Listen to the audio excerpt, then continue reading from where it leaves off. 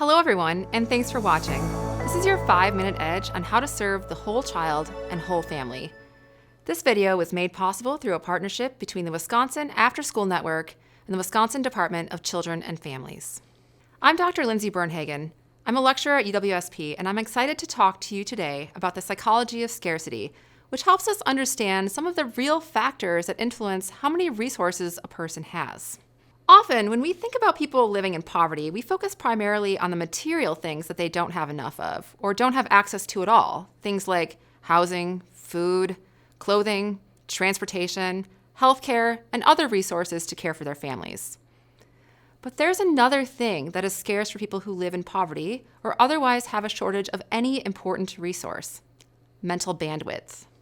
A way to think about mental bandwidth is how much space you have in your mind for remembering things, taking in new information, planning, strategizing, solving complex problems, and, importantly for us today, making sound decisions.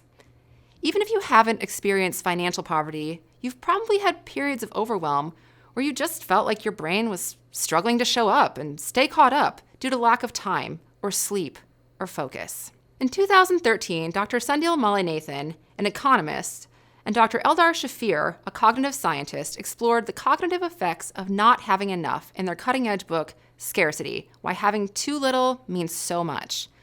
In that book, they demonstrate that scarcity has great power over our minds. They urge readers to think about scarcity and abundance using the metaphor of a suitcase. Imagine you're going on a week-long trip to a big city. If you're in the abundant condition in this case, you get to pack a large suitcase.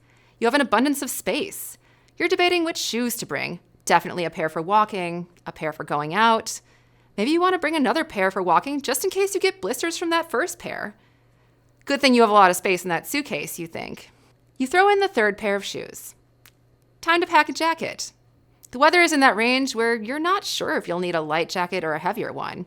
Again, you pack both because you've got the room, and so on. At the end of packing, you remember that you promised your nieces you'd bring them back some souvenirs. Good thing there's still room. Did you have to make decisions in this scenario? Yes. Were they that hard? Not really, because you didn't have to calculate a series of trade-offs. Now imagine you have a small suitcase. You're going to carry on. You can only fit 2 pairs of shoes, forget 3, if you only pack 1 jacket. So now you have to decide which jacket for that in-between weather, which shoes are least likely to give you blisters. Or should you take 2 pairs of comfortable walking shoes, but no shoes for going out? Will that make you feel underdressed if you go somewhere nice?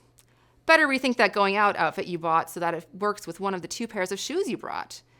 Oh no, you forgot about souvenirs. Maybe you should only take 1 pair of shoes. Suddenly, with less of a resource, in this case, room in a suitcase, you can see how decisions that on their surface seem simple, especially in the condition of abundance, multiply and interweave, becoming complex very quickly. In other words, it is mentally very expensive to be poor. I'm telling you this because it's important to recognize that the behaviors we see from people facing scarcity may seem irrational. We often hear that poor people make bad decisions that result in them staying poor.